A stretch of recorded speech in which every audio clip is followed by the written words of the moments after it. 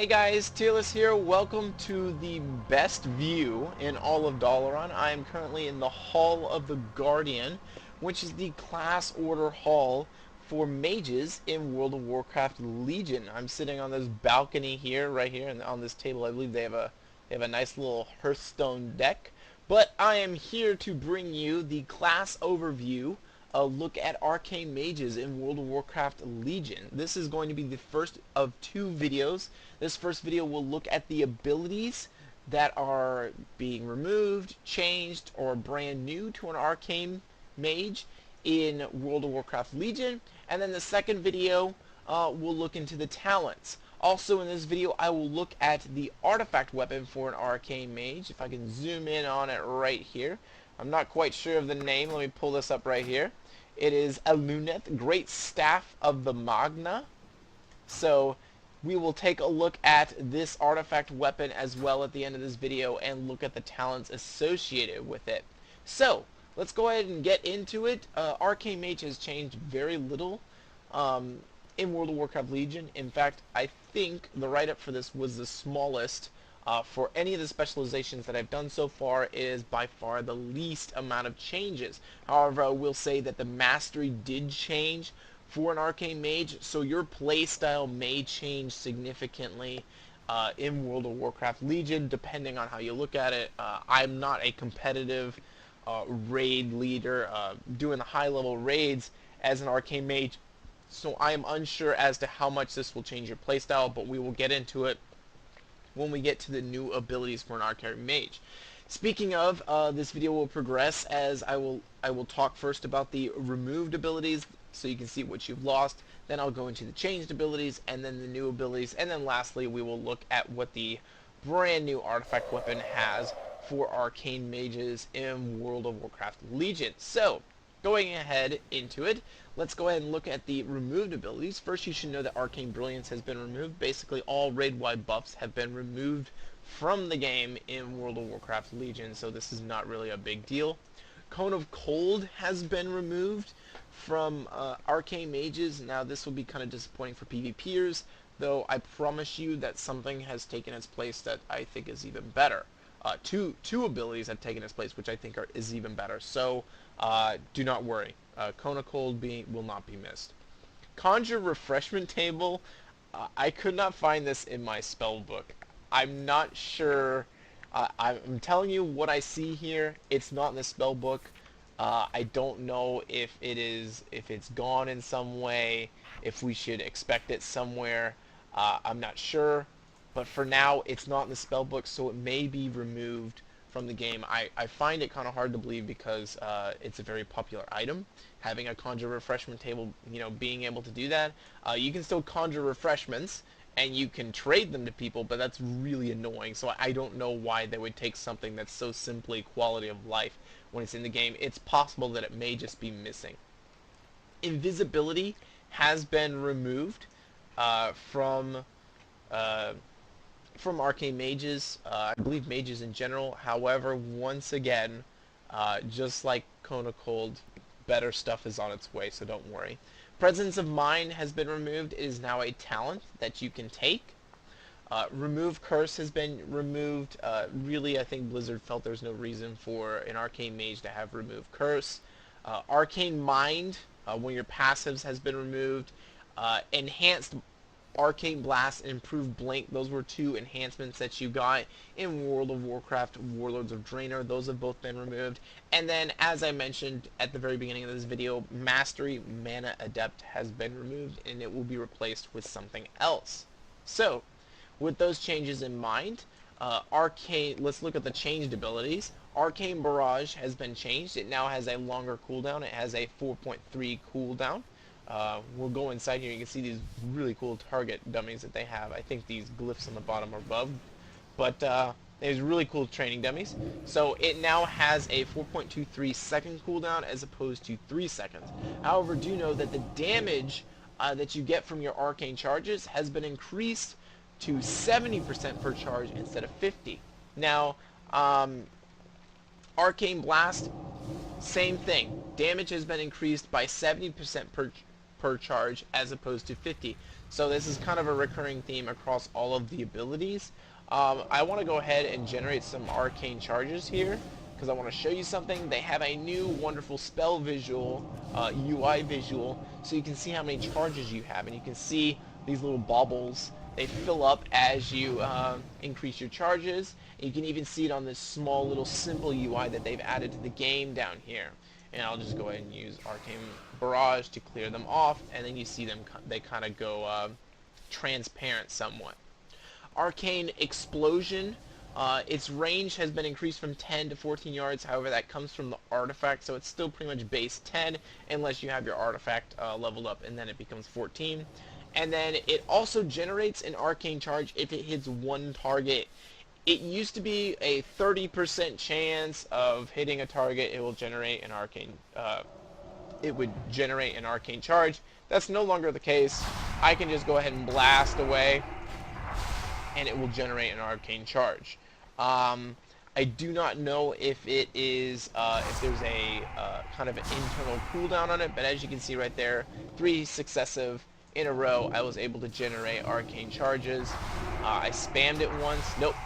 Every time you hit a target, it will give you an arcane charge. Simple as that. So you're going to have a lot better arcane charge generation out of an arcane mage, out of arcane explosion than you have before. Arcane missiles, the same story as arcane blast and barrage. Damage is now increased by 70% per charge, as opposed to the 50% it used to be. Arcane power has been changed. It now increases damage by 30% instead of 20%. And a huge buff, it now reduces mana cost by 30% instead of 10%. It used to be, I believe, without enhancements from Warlords of Draenor, that it would cost an extra 10% mana if you had this activated. Now it increases damage by 30% and reduces mana cost by 30%. I believe this was done to kind of change, you'll see how the new mastery works a little bit. Basically, out of all the DPS classes, most of them don't have to worry about mana, and then this is the one class in which they're going to make you very conscious of your mana.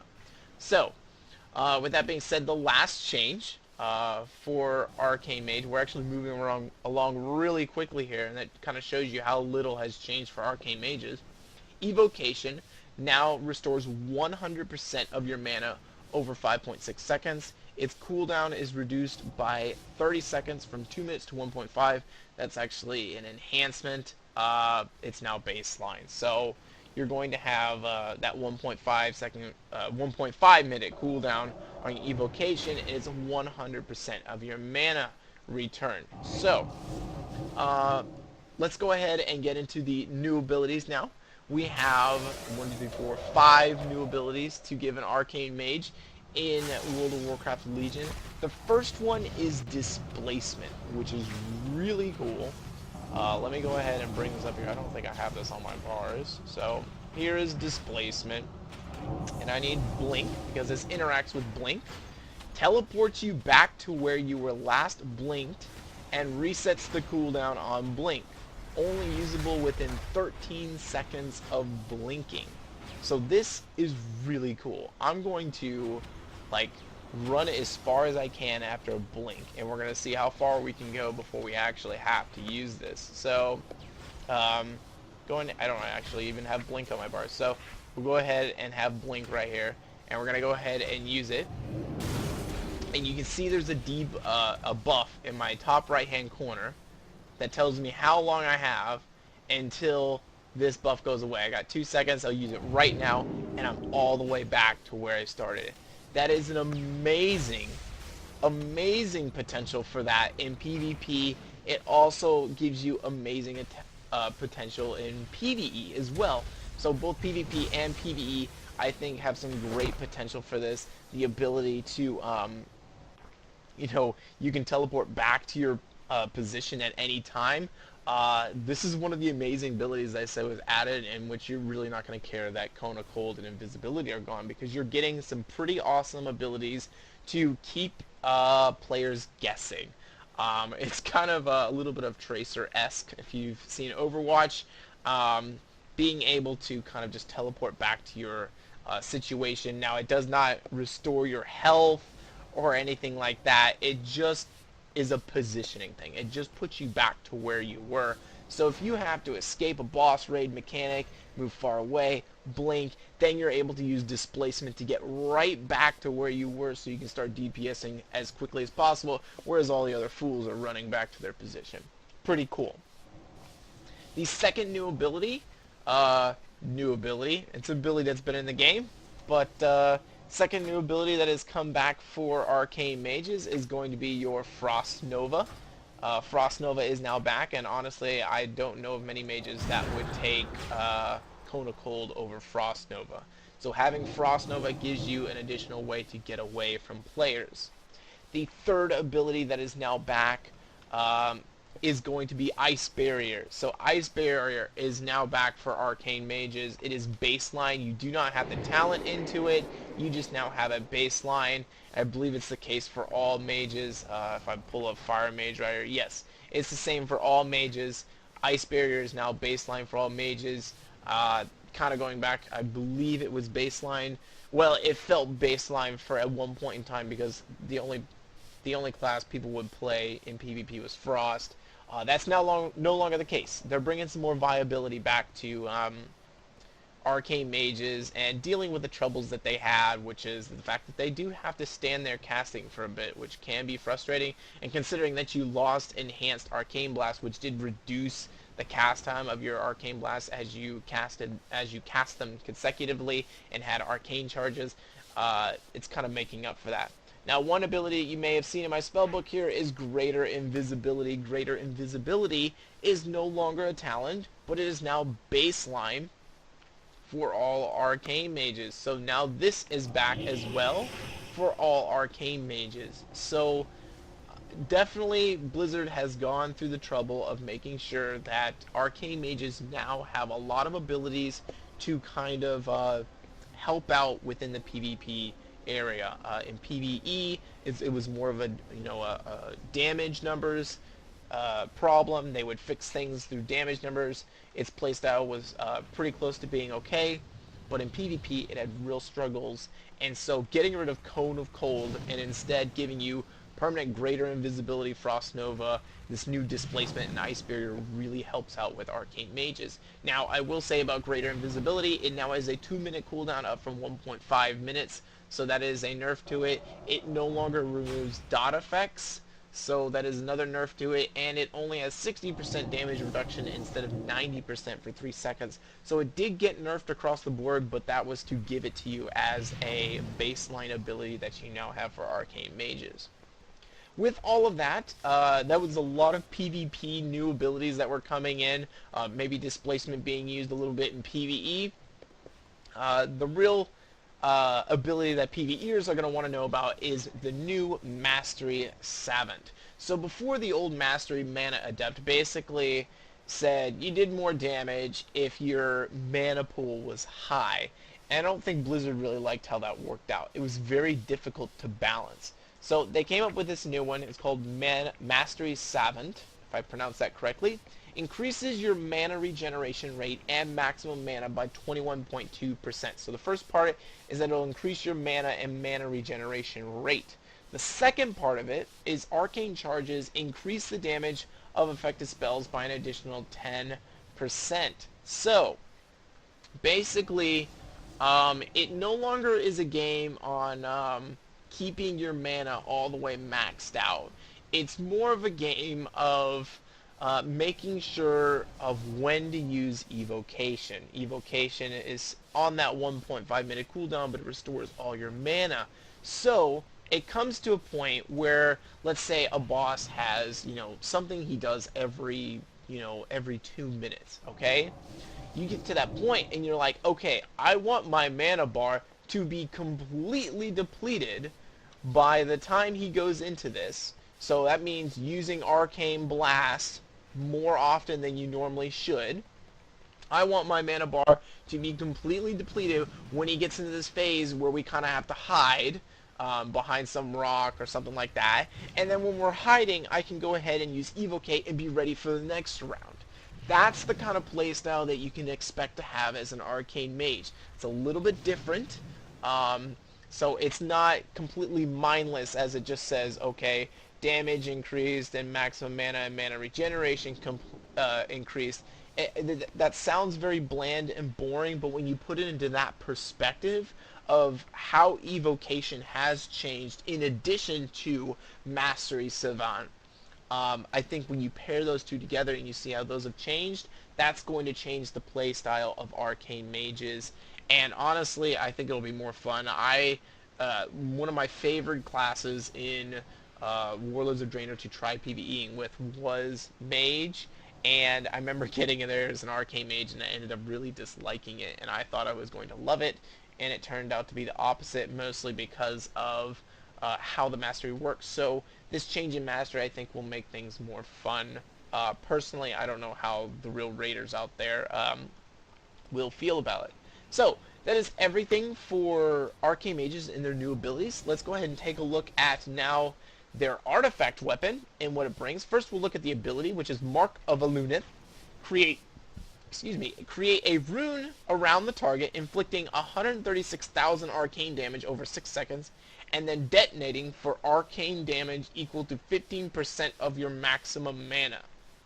So, you want mastery, because then this will increase this, because your mastery increases your mana pool. I believe. I'm having kind of a block. Yes, it increases there. I was afraid there that I had made a mistake there. So let's go ahead and just use this so we can see what it looks like. So I'm going to kind of do it here so that I don't want the glyph to pop up.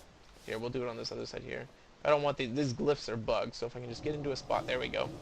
We'll go ahead and use it so we can see what it looks like. Oh, that's a really nice spell visual. Ah, no! Okay. So you can see it's kind of up here. I don't know where the base is for these constructs. It may be here in the middle. So that could be on the floor, or it could be just around the body. But that is the new mark that you have. It's a 1-minute cooldown. A lot of damage. 158,000 damage is pretty potent. Just to give you an idea, Arcane Blast does 46,000 damage. Mind you, we're still in the phase in which they're still kind of tweaking things around, which means damage numbers are going to change a lot. I will tell you right now on the beta realms, tanks are overpowered, and I don't know if they're going to nerf tanks or they're just going to buff the crud out of DPS across the board. It seems easier to nerf tanks, but they do have to account for the fact that most, I believe, threat generators have kind of gone away. Threat reduction has gone away, as seen in the Destruction Warlock video. And so tanks have to make sure that they're able to pull enough threat. Generally, it's done through their damage. So, with that being said, let's look into the artifact weapon and actually what it provides you. This is Aluneth, Great Staff of the Magna. Go ahead and show you a close-up once again of it right here. So you can see right here, and that little glyph kind of just changes with the camera there. It's a nice weapon. I really like it. So you start here in the bottom right, Mark of Aluneth. This is where you start, and then from there you have to build your up like a talent tree, like the old talent trees. So we're gonna go ahead and I guess we'll go from southeast to northwest, and we'll start here. First we have the Mark, which you've seen. Then we have Might of the Guardians, increases arcane damage dealt by 5%. Most of these are going to be very bland and plain, except for the epic portraits, and those will have some additional effects which makes some of your abilities interesting. You have Arcane Purification, increases the damage dealt by Arcane Explosion by 10%. You have a Blasting Rod, increases damage dealt by Arcane Blast by 6%. You have Mana Shield, increases damage absorbed by Ice Barrier by 100%. PvPers are going to be running for that one. Increases the duration of Arcane Power. This is Egwin's Imperative. Increases the duration of Arcane Power by 6 seconds. Egwin's Fury, increases the damage dealt by Arcane Missiles by 6%. And then we have Everywhere at Once, increases the window to activate Displacement by 3 seconds and reduces the cooldown of Displacement by 6 seconds. So the really cool new ability that you now have, getting this will increase your chances of, or increase your ability to create more space. This is something that PvPers will want, so they kind of have to choose whether they want to go right or they want to go left, whichever one they want more. So we have the two of the epic abilities. We have Rule of Threes. You have a 33.3% chance to fire 3 additional arcane missiles. That's a really funny name to go with the talent and what it provides. 33.3% chance to fire 3 additional arcane missiles. And then over here we have Touch of the Magi. Arcane Blast has a 7% chance to apply Touch of the Magi, accumulating 12% of the damage you deal to the target for 6 seconds, and then exploding for that amount of arcane damage to the target and all nearby enemies. Let's see if we can actually pull this off. 7% is a really low number, so I don't know if it's going to actually activate, and I'll look on both to see. No, that was my trinket there. That's it right there. So it's accumulating damage, and then there. The glyph that kind of storms down and actually hits there. You saw it's like the pinkish glyph that storms down. That's the example of the damage being released. So next we have Egwin's Ascendance. When evocation completes, it explodes for arcane damage equal to 12% of the mana it restored. I don't know how useful that'll be. Generally when I'm casting evocation, I don't want to be near targets. So definitely more PvE usage than PvP usage, but I could be wrong. But in PvP, I find this to be useless. Crackling Energy increases the radius of arcane explosion by 4 yards.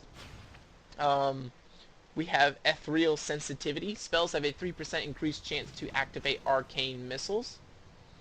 We have Slow Down. They went super trolly on this, on Aluna, Great Staff of the Magna. Slow applies to all enemies within 5 yards of the target. So if they're grouped up, your slow's going to hit everyone, which is pretty awesome. Really awesome to have that ability. You have a Torrential Barrage. Increases the damage dealt by Arcane Barrage by 10%. We have the other epic right here, which is Arcane Rebound.